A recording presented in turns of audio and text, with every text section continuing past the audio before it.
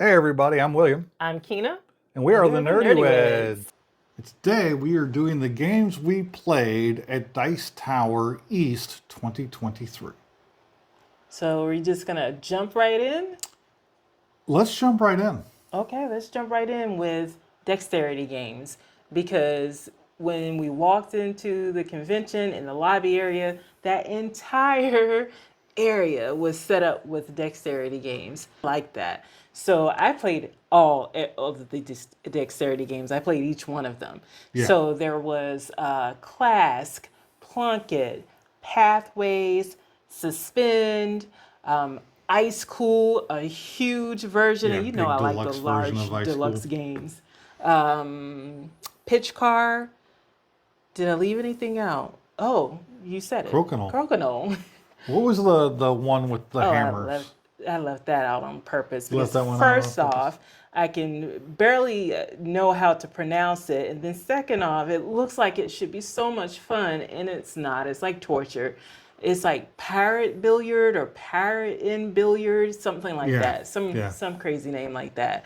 And like I said, it looks like it should be a lot of fun. It has table presence. Every single person that walked past it would stop and look and wonder how you play it and what it was all about. And anytime anyone was playing it, you always got a group of people that stopped and looked. Well, I think for most of those dexterity games, they're not much of a spectator sport, but that plunder billiard, whatever it's called, was. And sometimes the audience was in danger.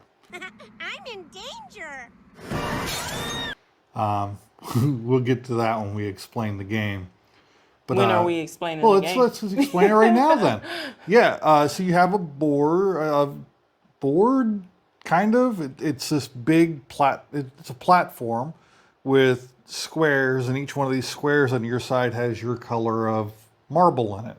And there are four sides of the square board, and four different colors of marbles. And your objectives are to either land in a spot with one of your opponent's marbles to score a point and remove their marble from the game, or get your marble into their starting zone and secure that marble that you scored as a 3-point marble or 2-point. It's one of those two. Yeah.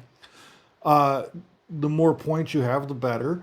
If you put your marble into either one of the players' areas to the sides, you lose that marble and they score the points. For your neighbors on the other side, you're only scoring against your opponent. It's got a lot of moving parts, and you got these little hammers, and the bottom of the grid is covered in a fabric, like a canvas, and you hit underneath this board to get the marbles to jump out of the squares and land in other It's squares. tough. It's tough. If you knock the marble out, it's out of the game. Put it back in the box, Very and easy then to you don't do. get to score it. And yeah, it's way easy to do that. It is a very high level dexterity game for a bunch of people who dexterity is one of their dump stats. I heard you say that every single time Yeah, that dexterity is we a dump went to stat. play that game. We already had a built-in excuse of why we were going to suck at it. And it was frustrating because, like I said, it looked like it should be so much fun. And we kept going back throughout the weekend to play it, hoping things would be different. We'd find the fun. No, no. Half the fun was watching people scramble to chase the marble that you knocked out of the thing. So we got some steps. Yeah. If nothing else, we got steps. But yeah, a lot of the other, all of the other dexterity games, I had a great time with them. We do have some short videos. Well, actually, not shorts, but But not shorter, long but not videos. long videos that we are going to show of each of those dexterity games. A highlight for me was Suspend. Yeah, that That was a fun game was game. a lot of fun because even though I knew I wasn't going to be able to balance that stuff, it was fun trying.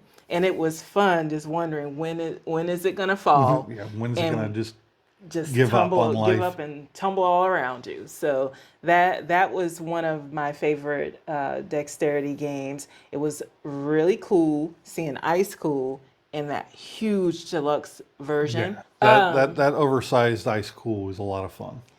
Yeah, It that was was really a lot cool. of fun. Pitch Car was a lot of fun. Another flicking game, but racing as if you're cars, and they have a little track set up there. And they throughout the weekend, the track kept getting more and more And by involved. little track, she means 4 tables worth of track for you to go around.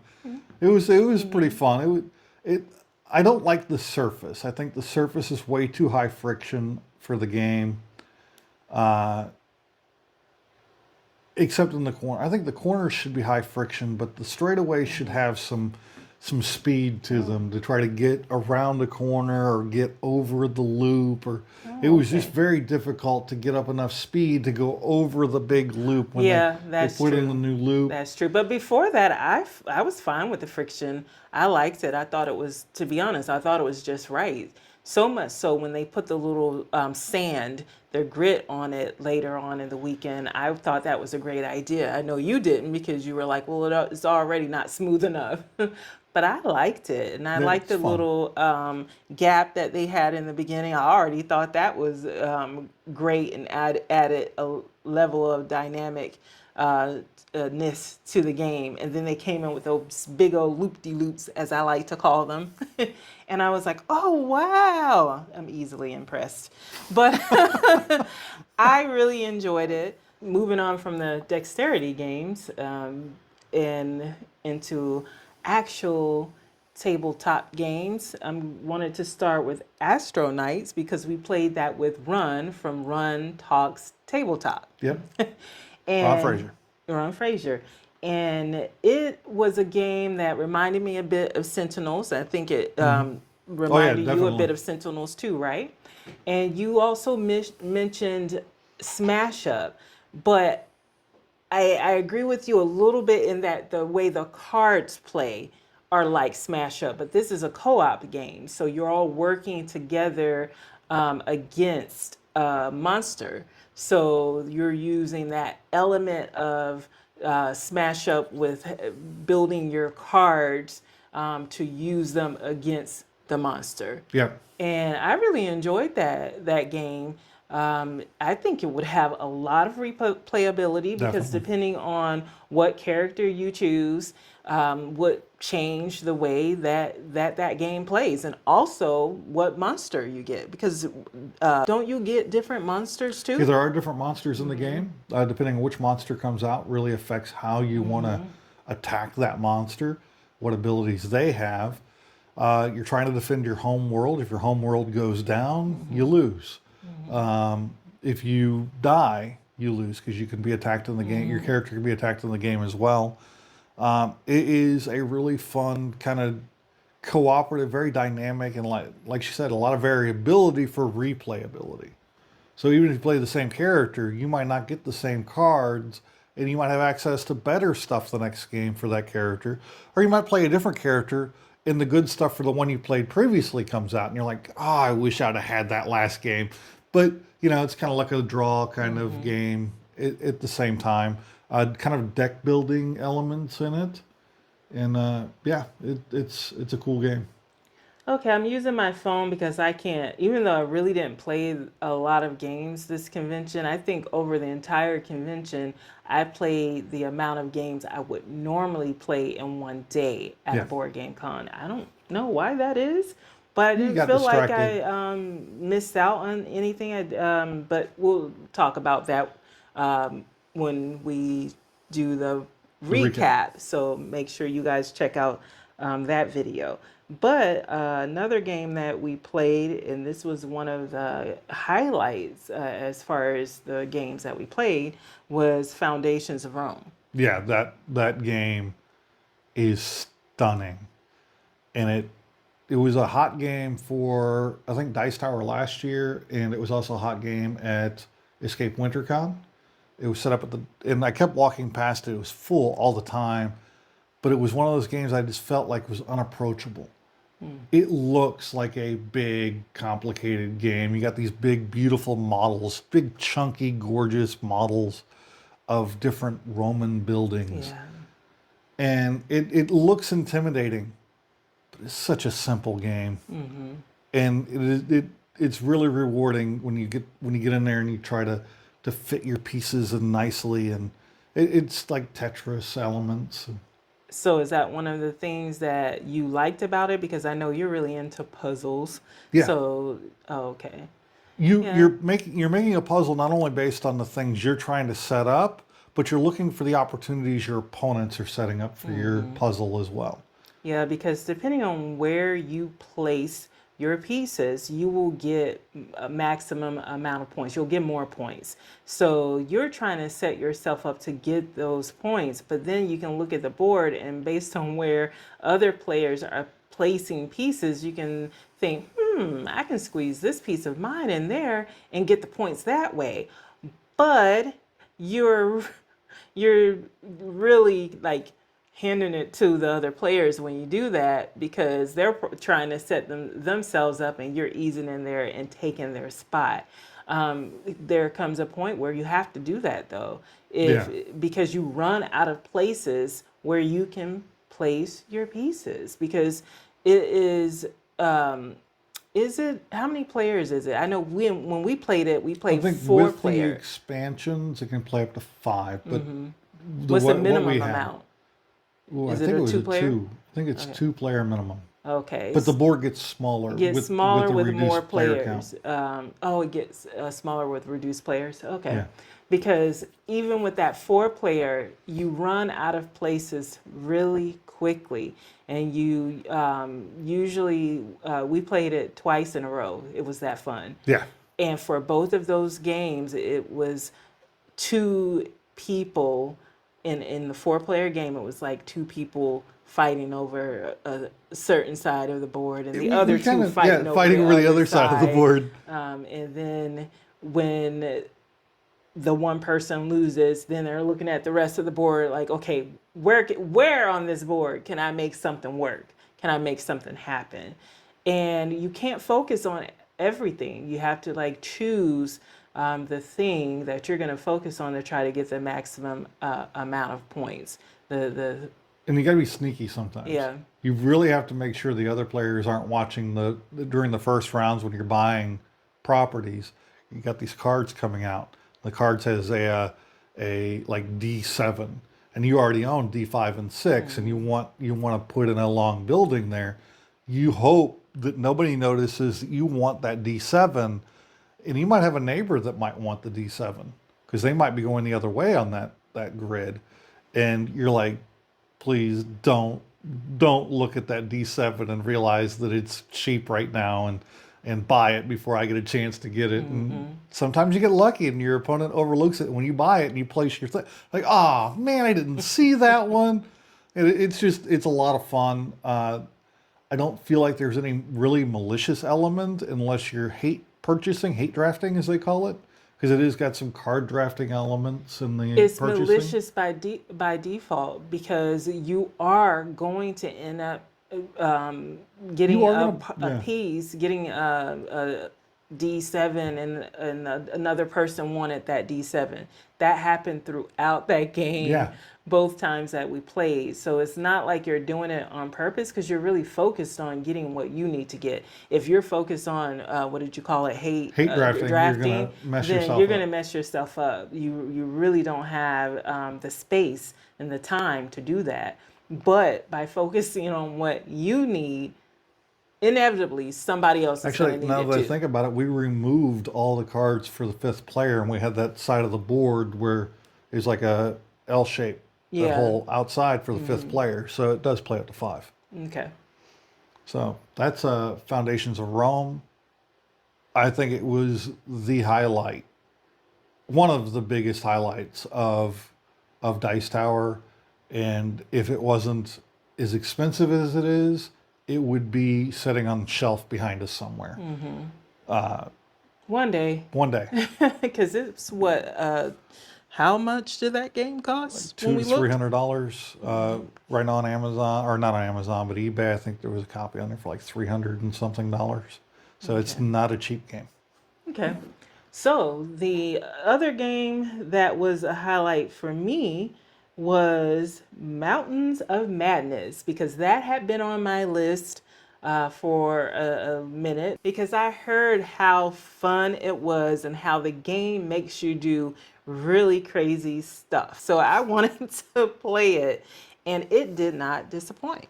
No, it was fun. It was fun. It's a co-op game. It's a great game. It's a great party game that still gives you that element of gameplay, strategy, where you feel like you are actually playing a board game. For the board gamers out there that you're like, I like to play a board game. I like to have a little bit of strategy. You feel like you get that. Yeah. But then people like me who like the light games and like to have fun, and like Fun with and the that like strategic games. you are, but some of those games can go on really long. Yeah. And if I'm playing it, I want it to always be fun, and I really like party games. And this one, I felt just had a good mix of both of those things. Yeah. Because it's a co-op game. You're working together to get off this mountain. On the table, you have a mountain that is built out by placing tiles on the board. And then you're having to accomplish a task to get through the mountain. And it's a bit of card, a bit of a, I always struggle with how to describe this. It's a card drafting, trick taking, what the hell is it?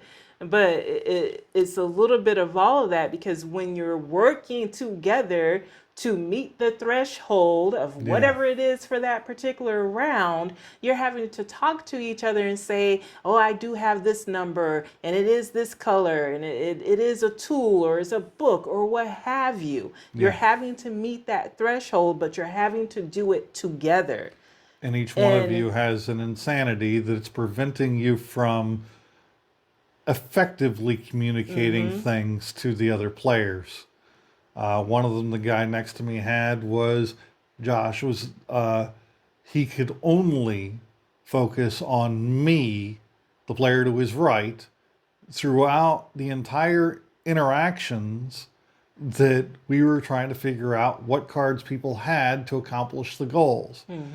I had one where I could only talk to a person that I was touching. So now we're in the middle of trying to tell everyone what we have to be able to meet the threshold, but everyone's talking, and I need to jump in and say what I have, but I can only do that with the person that I'm touching.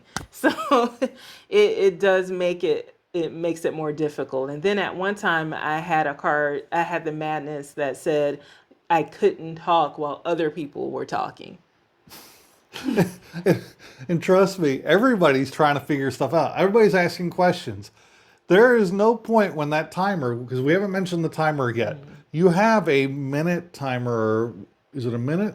I think it's a minute timer. I think it was. That when that sand runs out, you got to stop talking. You can't talk anymore. Unless the leader of that particular round pays off a coin to reset the timer. And we've done that several times. But those are limited. In order to get them all back, you're going to give up one permanently. So you kind of be judicious with how you spend those. But we realized pretty quickly we're getting to the top of the mountain. We had a lot of those left because we hadn't been spending them in the previous rounds. And we're like, now we have an abundance of them. We need to figure out how to start spending these to make these final rounds, because it gets crazy. It gets tougher and tougher the longer that you go, because you're still having to meet the threshold, but the threshold gets tougher, and it's messing with your mind because you've gotten used to seeing certain colors and certain colors associated with certain tools, and now your brain is looking at that and getting it all mixed up together because of what you've gotten used to in the previous rounds. But it's a lot of fun, and it's one that we are definitely putting on the table for whenever we have another game night. Yeah, because it's on the shelf. It's on the shelf, and it's going to make it to the table. It was the first game that we have on the list that we purchased at the con. So yeah, it's a great game.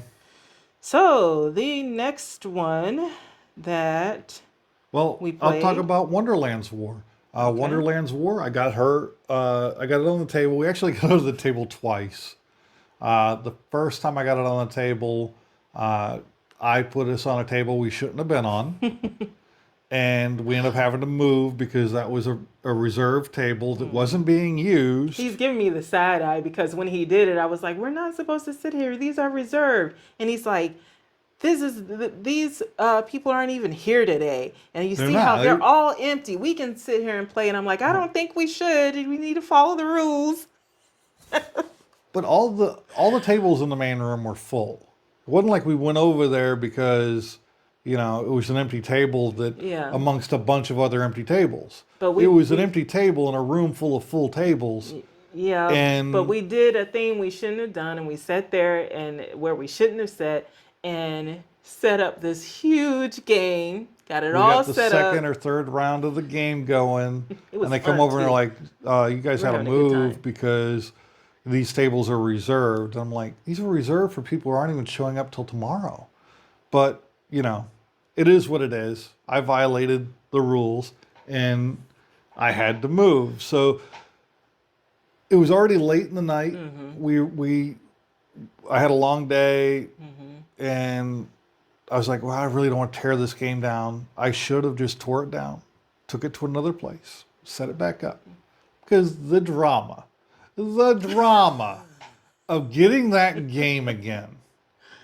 Holy crap. Maybe that's why you didn't play as many games as you normally do. I spent a because lot of time he waiting for spent, that like, game to come into the entire library. weekend, like looking and waiting. He would see people playing, and he's like, "They're playing it. Let me see how much longer they're going to be. Oh, they look like they're almost going to be done. I'm going to wait and see if they take it to the library." And one time you missed it by what? 5 minutes. It was on the shelf for 5 minutes. They literally checked it in, put it on the shelf, and somebody grabbed it, put it back on the table.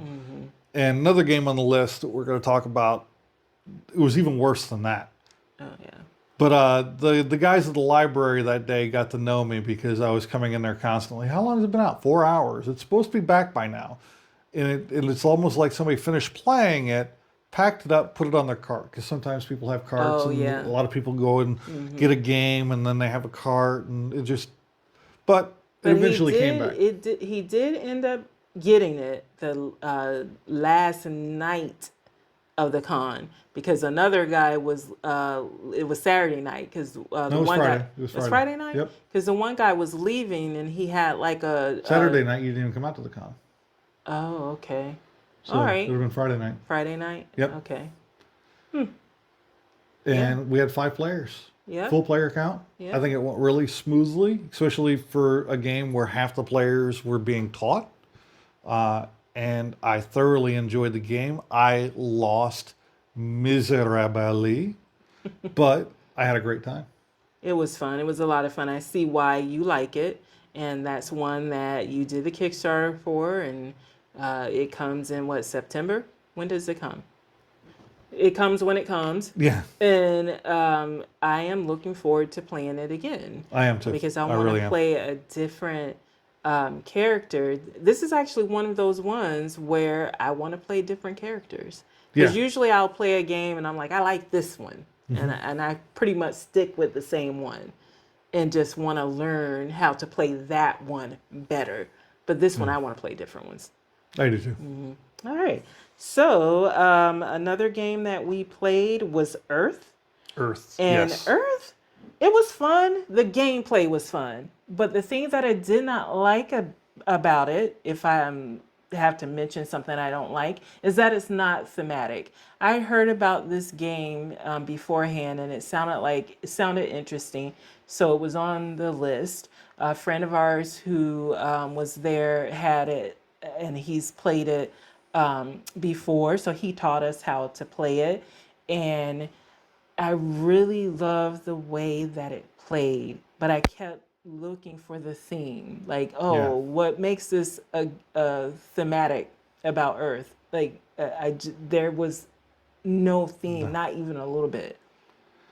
And I will add to the thing I didn't really care for as far as the game goes. is it really felt like I was playing a single player game with other players. The only times, the only player interaction you have between other players is with the objective cards. Whoever scores the first time gets like 12 points or however much Yeah. it was. And then the points reduced for each other That's player true. who accomplishes that But goal. then also, whatever action you take, if another player, if you're playing like a color Yeah. card, red, and another player has that as what has red cards, they can take actions off of that. Yeah. So you do have that element of Yeah, it. that element. That's true, and that's one of the things I really like. It goes along with the game, like games like Space Base, Yeah. where if you have it set up on your turn, you do an action. All of the players who can do that number of action, or in this case, color, can then do that action as well. So yeah, I really like that. And then each one of it is a good game, It's a good game. The gameplay was good. but the theme just Yeah. And to me, I like thematic games, and I know there are people who don't care. So if they play this, if they're into a game that really does have the good gameplay, and you can maybe try to figure out strategy, get better at it, and all of that, I think they would like this game. But for people like me who like thematic games and like when the gameplay matches the theme, and that takes it from good to great, then there's going to be something that's missing in this game. And for me, that was the thing that was missing, because I just kept waiting for the connection. And okay, for example, Wingspan, which is one that we did play at the convention. We have played it before.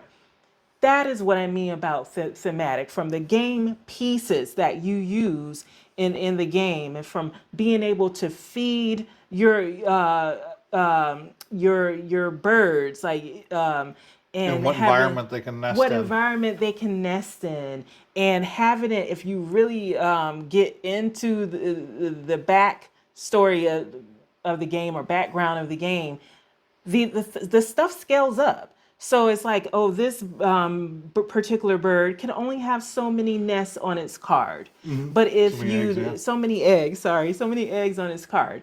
But if you look into that bird and how big they are, how much they feed, or whatever, it does scale up. So it's like, okay, this is a bird that can have more. So the amount that they put on the card, multiply that by whatever amount, and that's how much a bird in real life could actually have, if that makes sense. Kind of like a penguin can only have one egg because that's all they have the capacity to keep at a time. Right. Whereas think some that's birds might have cool. like 10 eggs because they know that 9 of them are going to die within whatever. So they've evolved to only, or to lay a multitude of eggs. So it's like you're playing the game, it's thematic, you are actually learning. You could have the potential to learn real world, real life stuff if you wanted to, and also have a very fun but also strategic game where you can get skilled at it and get better. You can get better at Earth, but the theme's never gonna match. Overall, even without the theme, I thoroughly enjoyed Earth, and it's something I would definitely want to play again. I would want to play it again, but I won't want to buy it. No, I don't think so either. Yeah, whereas I want to buy Wingspan. I do too. And I kind of feel like that fits us talking about Wingspan, which we played. Yeah, Do you we think? played Wingspan. But another one that you're going to talk about, because you loved it so much, also fit the theme of the game. Yeah. And also you could learn real world stuff, real life stuff, based on playing this game, and it fits I feel like it fits what I'm saying about Earth. There's a nice segue there. The game is distilled. I actually have it on the shelf here too. That's the second game that we purchased, because I played it Saturday. I played it 3 times Saturday. Oh, wait, what do you normally say? I only played one I game. only played one game on Saturday, But I played it. but I played it 3 times. I've been listening to him say that since the convention. I walked up to four gentlemen who were playing it at the Hot Games table, and this is the first time I've saw an opening, the two things at the same time. I've seen the table with an opening at the table, but they were 1, 2, 3 rounds into the game. And I've also seen people starting the game, but with no openings. This is the first time I walked up to a game that was being explained by one of the players with an open spot at the table. And I jumped into it and said, hey, gentlemen, you mind if I join you? And they're all guys who play with each other. They're from the St. Pete area. I had a freaking blast playing that game. And it is I think the most thematic game I have ever played, because the designer literally went to Scotland, and while he was at a distillery in Scotland, started distilling this idea of taking the process of making a alcoholic beverage, a distilled spirit, and creating a board game around that process. And it really is almost a step-by-step process. A few things kind of skipped and glossed over, but for the most part, if you go to a distillery and you've played the game, you're gonna be like, oh, that's where this is from. Oh, that's where this is from. And it's a really marvelous, really cool thing that he's created a game that takes bottles and alcohols and spirits and all this stuff, ingredients from all over the world, and has created a game where you can really get into the cool little nuances of different spirits from all over the world, and it's just a lot of fun. We will definitely be doing more videos on that game, because I got the chance to play it after the con, because you bought it right there at the convention off of Amazon, right? Off Amazon, halfway through the first time I ever played the game, I pulled out my phone, bought it. Yeah, because they weren't selling it there at the convention from what we could see. And we got home and it was pretty much waiting on us. It came in like the next day or something like that, and we played it immediately. So I'm still counting it as a game I played at the con, because it was because of the con, so it counts. Close enough. So I wish we were ending on that game, because you played it so much and such a great game. But we do have one more, which was Black Hole Rainbow. Well, actually, we have 2 more. Oh, okay. Because apparently you didn't take a game. It was a game you played at Dice Tower that you introduced me to, with the tiles, and you're building your little Oh, tableau. Cascadia. No, not Cascadia. Oh, Alhambra. Alhambra, You still yes. didn't play Cascadia. Cascadia was played on the Cascadia. list. It I is wanted on the you list. to play that. So we do have another board game convention coming up, and we have a list of games. This time I won't forget it. And what is the point of making all of these lists? And then when it's time to actually constantly use the list, writing lists. I always forget it. Yeah. Always. I did the same thing with the cruise when I had this long list of freaking the drinks you wanted to get, Yeah. and you forgot them. Yeah. So go ahead and talk about Alhambra. Alhambra, it is an older game, but I want to find a copy of it for my library. I knew you were going to like it. It is a fun little game. We had all the expansions in the box. I like that. We only played the base game. It is a game of creating it's a set collection tile placing game, where you're trying to have the most of different things depending on the scoring track for the end of the game, or the end of round scoring. Each round has a different criteria for how things are scored. And you're kind of trying to build your little tableau with the wall around it and everything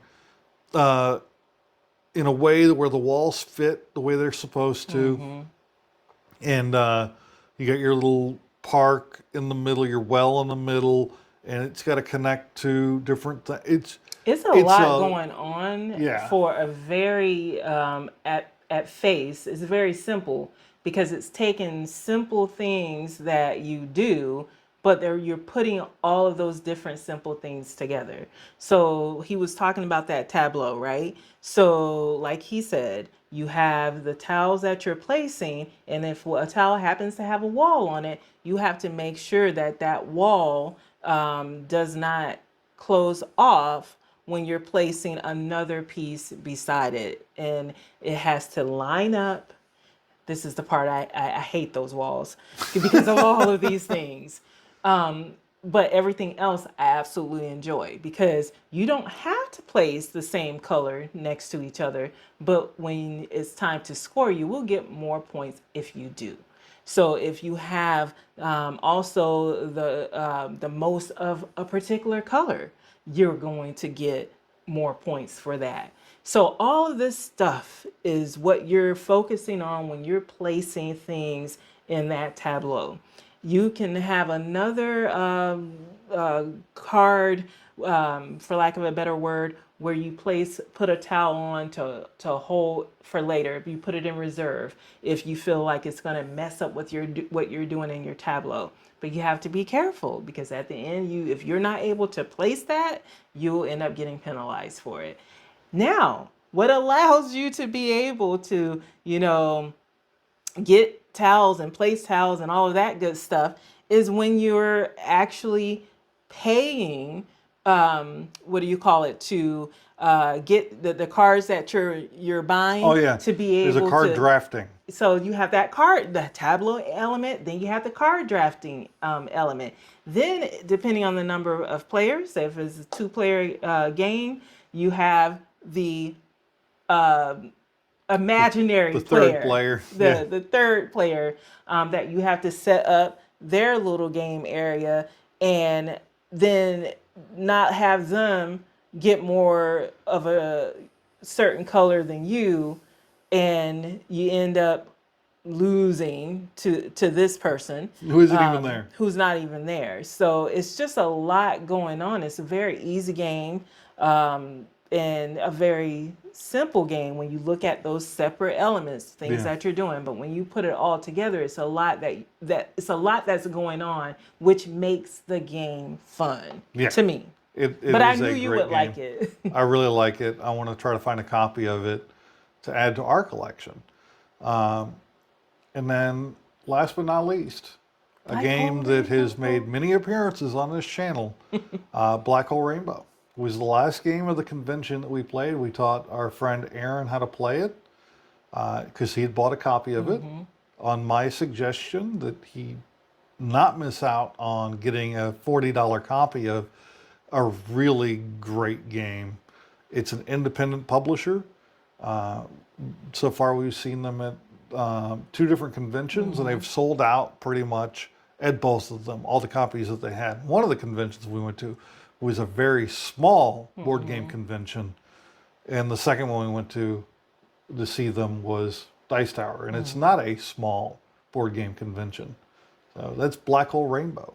Yep, and it's a game where the game is really in the cards. You do have set collection of or matching of black hole, which is your player's area, and you're putting light stones in that area. You have to do 7 of them, I believe, or is it Yeah, 8? it's It's 7, and they all have to be a different color. And once you do that, you pour that in the middle of the table in the black hole, and you get a coin. If you get for a 4-player game, not for any game, if you get 7. Or is it for 2 players 5, and for depending on 4 player players count, 7 we'll have different levels of points. of coins that you have to get. But the objective is to get that number of coins. The first person to get that number wins the game. But what's going to really trip you up are the cards, because those cards are monsters. They're beasts. They're evil. And you can play the cards anytime on anyone's turn at any point. So I dump my black hole in, and there's some wilds, which are the clears. The clear crystals in there, you can go mine 2 and take 2 of them. And it's just that fast. And if you know that you're about to dump your black hole into the whatever they call the thing in the middle, interstellar, I think, area is what. So you're dumping it back into space, and you know that you're not doing anything else that turn. You can be like, dump, mine too, and then take your card, and that's the end of your turn. You have to kind of be thinking about what you're going to do, and you're still going to get screwed by the people around Yeah. you, because things are going to happen. They're going to get cards. They're going to play those cards against you. You're going to get cards. You can play against other people. But it's so much fun. It is a lot of fun. It's a lot of fun. So that was the games that we played, ones that we actually played. If I'm going to do a top two, I'm going to say Foundations of Rome and Mountains of Madness. My top two, Normally I do a top three, but because I didn't I'm doing play a as top many, three. well, we I'm gonna didn't do a play top as three. many as we normally do. So, but if we are going to do a top three, then I'll say Foundations of Rome, Mountains of Madness, and Distilled. Okay. Mine are going to be Wonderland's War, Foundation of Rome, and Distilled. Okay. Yeah, I thoroughly enjoyed Wonderland's War, even though I lost. I was last place. I lost miserably, but I had a great time trying to figure that puzzle out. My only regret is I didn't play more. There were a lot of really cool games that were on demo, and we didn't get to sit down to more than one of those. Okay. We didn't count that in the games played because, one, I don't even remember the name of it, and second, we didn't actually play it. We just had it explained to us. Yeah. So that's it for this video. For me, Same. all right, make sure you like, you comment, and you subscribe. And until next time. Stay nerdy.